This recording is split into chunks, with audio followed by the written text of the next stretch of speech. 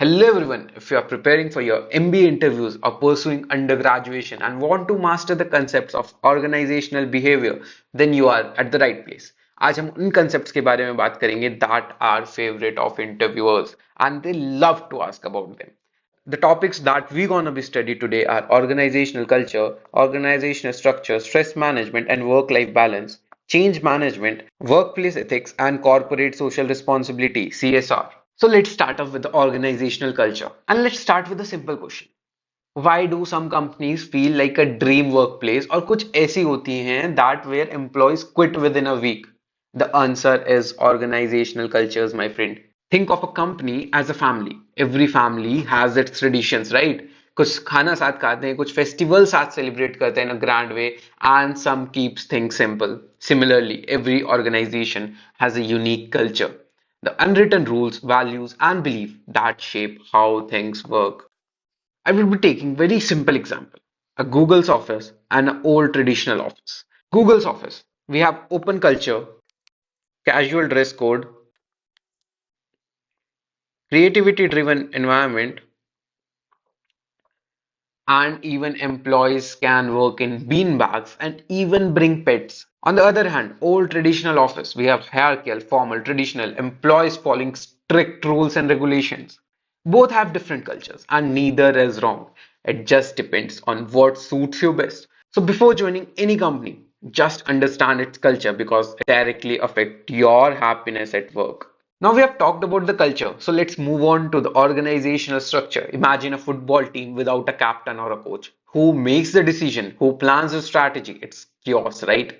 That's why organizational structure matters. There are different types of structures, and here are the most common ones that I have personally selected for you. We have hierarchical structure, flat structure, and matrix structure. Under the hierarchical structure, it's look like a pyramid with the CEOs at the top and employees at the bottom.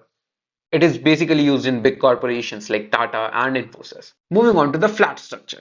We have fewer management levels. मतलब कि बहुत सारे लोग एक equal level की kind of पे काम कर. Now moving on to the matrix structure, where employees report to multiple bosses. Think of it like a film production company. Scriptwriters, editors, actors work on multiple projects at the same time. Organizational structure matters a lot because it directly affects your career growth, workload, and even work-life balance. And the next topic that we have is work-life balance and stress management. Just be honest, how many of you have feel stressed before starting your career?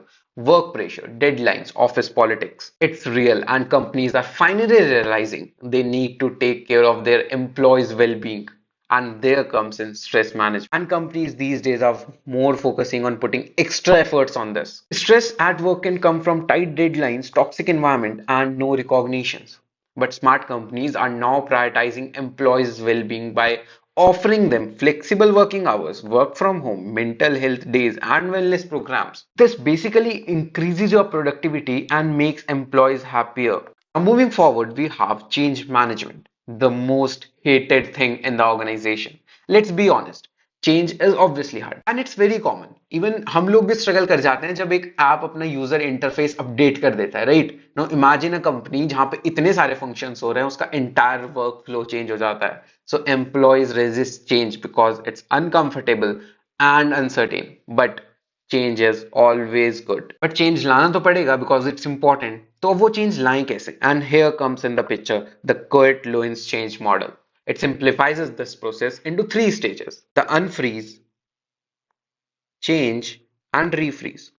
अब unfreeze में क्या होता है? Preparing the employees for the change, like कि उन्हें समझाना पड़ेगा कि चेंज क्यों जरूरी है. अब चेंज के अंदर क्या आता है कि इम्प्लीमेंटिंग द न्यू सिस्टम. अब उसमें हम क्या करेंगे? हम अपने एम्प्लॉयज को ट्रेन करेंगे और उनको सपोर्ट करेंगे कि भाई इसी पे काम करना है तो इसी पे ग्रो करो. And then refreeze, making the new system a habit, ensuring employees adapt to change smoothly. There's a very famous example under this, that is of the Nokia. We all know Nokia, the most popular phone brand in the earlier days, and stuck to old technology. Result, it failed. And on the other hand, if we talk about Apple, it introduced new innovations and result, it's dominated. So moral of the story is companies that don't adapt, they don't survive.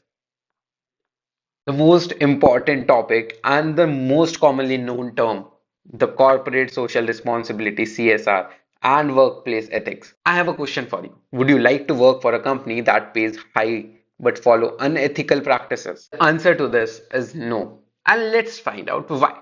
A company makes million, but if it exploits worker or harms the environment, it loses trust. Customers today prefer brands that care about society. That's where corporate social responsibility comes in the picture. Examples of a good CSR is Tata Group. They donate to healthcare, education, and even rural development. The next we have Infosys. It's working on to reduce the carbon footprints by investing huge amount in sustainable energies. So let's wrap up this session, and if you enjoyed this video and found it helpful, don't forget to like, share and subscribe. See you in the next video. Stay curious, stay learning. Until then, bye bye.